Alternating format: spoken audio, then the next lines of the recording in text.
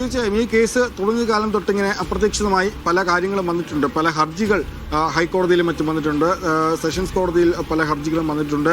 ഇതിൽ അപ്രതീക്ഷിത എൻട്രിയായി 2021 ബാലചന്ദ്രകുമാർ വരുന്നത്. അങ്ങനെ ഈ കേസ് തുടങ്ങിയപ്പോൾ മുതൽ 2017 മുതൽ പല നാടകീയ സംഭവങ്ങളും ഈ കേസിനിടയിൽ സംഭവിച്ചിട്ടുണ്ട്. അതിന് ഒടുക്കമായിട്ടാണ് ഇന്ന് ഈ കേസിൽ വിധി പറയുന്നത്. പക്ഷേ ആ വിധി പറയുന്നതിലും ഒരു ആകാംക്ഷ ഉളവാക്കുന്നൊരു പ്രവൃത്തിയാണ്. അതായത് ഇത്തരത്തിൽ കോടതി ഇങ്ങനെ വളരെയേറെ സമയം വൈകുന്നത്. ഈ നേരത്തെ പ്രമോദ് പറഞ്ഞ പോലെ തന്നെ ഇതൊരു സ്വാഭാവിക നടപടിയാണ്. ഈ ശിക്ഷാവിധിന്മേൽ വാദം കേൾക്കുക എന്നത് അത് കുറ്റക്കാരെന്ന് കോടതി കണ്ടെത്തുന്ന പ്രതികൾക്ക് കോടതി നൽകുന്ന ഒരു അവകാശമാണ്. അവർക്ക് പറയാനുള്ള കാര്യങ്ങൾ പറയാനുള്ള ഒരു അവസരം. പക്ഷേ ആ അവസരങ്ങളിൽ അവർ പറയുന്ന കാര്യങ്ങൾ താരതമ്യേന വളരെ ചുരുക്കം ചില സാഹചര്യങ്ങൾ മാത്രമാണ്. ഏതെങ്കിലും ഒരു സാഹചര്യത്തിൽ പ്രതികളുടെ ക്രിമിനൽ പശ്ചാത്തലം മുൻപ് ക്രിമിനൽ പശ്ചാത്തലം ഇല്ലാത്തതോ അല്ലെങ്കിൽ വീട്ടിലെ സാഹചര്യമൊക്കെ കണ്ടെത്തിക്കൊണ്ട് വളരെ ചുരുക്കം സാഹചര്യങ്ങളാണ് ഏതെങ്കിലും ഒരു സാഹചര്യത്തിൽ ഇത് വിധിയെ സ്വാധീനിക്കാറുള്ളൂ അല്ലെങ്കിൽ കോടതിയെ സ്വാധീനിക്കാറുള്ളൂ. പക്ഷേ 99% അങ്ങനെ സ്വാധീനിക്കാറില്ല എന്നാണ് മനസ്സിലാക്കുന്നത്. പക്ഷേ ഇവിടെ അറിയില്ല എന്താണ് സംഭവിക്കുന്നത്. കോടതി വളരെയധികം സമയം വൈകുന്നു. 1 മണിക്ക് പിരിഞ്ഞ കോടതിയാണ്. 3:30 വിധി പറയുമെന്ന് പറഞ്ഞു. പക്ഷെ ഇപ്പോൾ